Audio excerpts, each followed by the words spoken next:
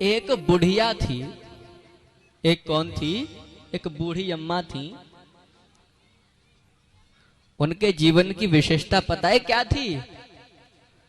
उन्होंने जीवन में कभी भी भगवान का नाम लिया ही नहीं था अपनी इस जिह्वा पर। भगवान को नहीं मानती थी। अब क्या हुआ, उनका एक बच्चा था, बेटा था। वो विवाह के योग्य जब हो गया तो उसकी शादी हो गई। लेकिन जो बेटे की बहू आई ना, वो तो महाराज बड़ा पूजा पाठ करने वाली थी, संस्कारों वाली थी। और तो और अपने साथ में एक छोटे से लड्डू गोपाल जी को भी बुलाई थी सेवा पूजा करने के लिए। लेकिन समस्या ये थी कि उसकी जो सास थी, यानी वो जो बुढ़िया थी, वो उसे पूजा पाठ करने नहीं देती थी। एक दिन क्या हुआ, वो बहू लड्डू गोपाल जी को स्नान करा रही थी। स्नान कराने के बाद भोग लगाने लगी, उनका पूजा पाठ कर रही। इतने में सास आ गई। अरे बहू, क्या कर रही है ये? बहू ने कहा, अरे माँ, अरे माता जी, अरे सासू माँ, मैं तो भगवान की पूजा कर रही हूँ, गोपाल जी की पूजा कर रही हूँ।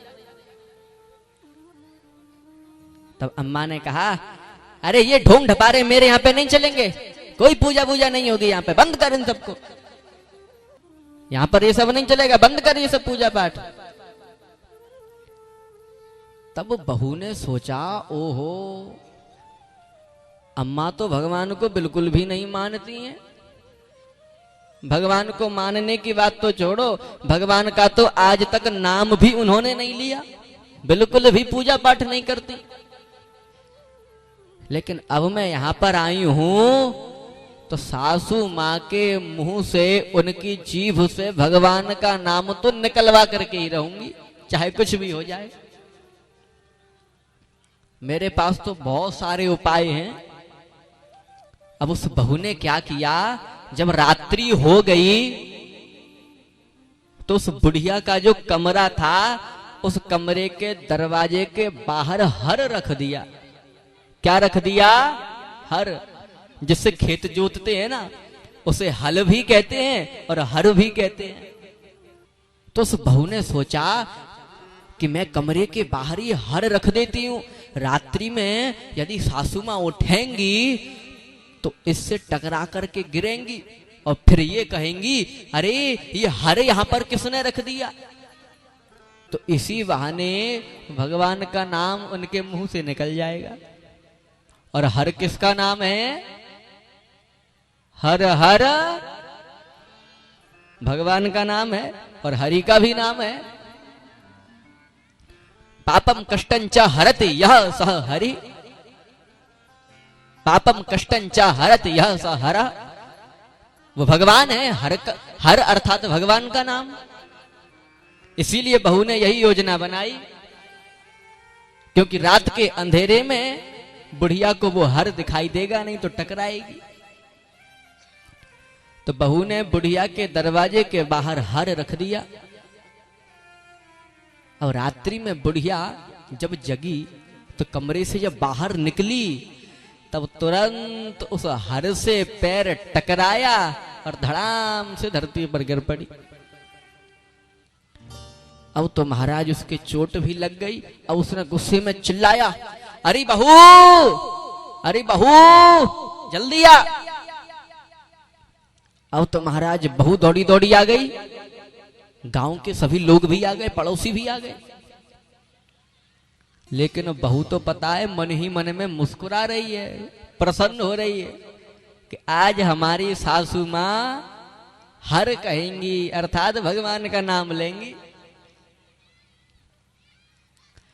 अब तो महाराज बहू आई, बोली, क्या हुआ सासू मां, क्या बात है, क्या हो गया? तब बुढ़िया ने कहा, अरे बहू, ये धरती खोदा यहां पर किसने रख दिया? बोलो हर हर महादेव। अब तो महाराज बहू ने अपने माथे को ठोका।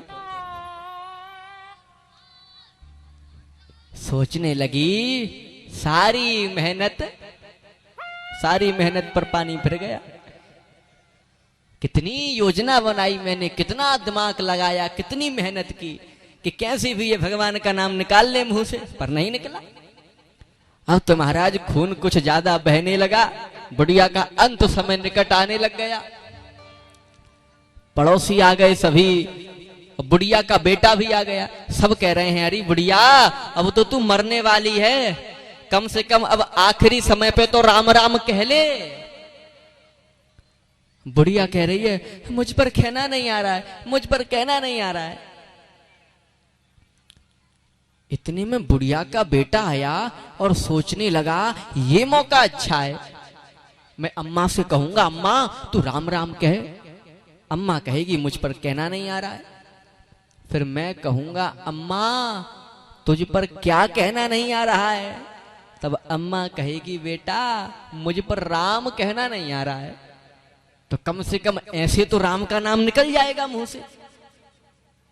और भगवान का नाम तो कैसे भी मुंह से निकले वो तो कल्याणकारी होता है। भगवान का नाम जपने से नुकसान तो कभी होता नहीं है।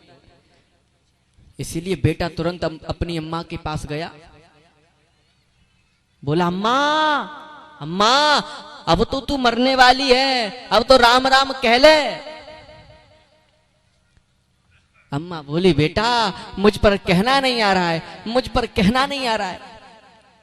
बेटा बोला अम्मा तुझ पर क्या कहना नहीं आ रहा है। अम्मा बोली बेटा जो तू कहलवा रहा है वही कहना नहीं आ रहा है। बोलो हर हर महादेव। भैया जोर से बोल दो।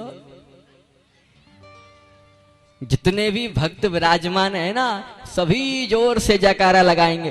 वृंदावन बिहारी लाल की। हाँ आवाज तो आई, थोड़ा और जोर से वॉल्यूम और बढ़ा लो।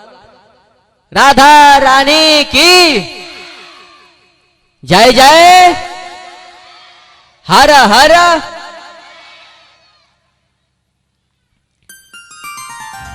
तो कुल मिलाकर वो बुढ़िया आखिरकार मर गई पर भगवान का नाम नहीं लिया। क्यों? क्योंकि उसने बचपन से ही भगवान का नाम नहीं लिया था। इसीलिए हम बचपन से ही भगवान की भक्ति से जुड़ जाएं, वरना भैया बुढ़ापे में पछताओगे।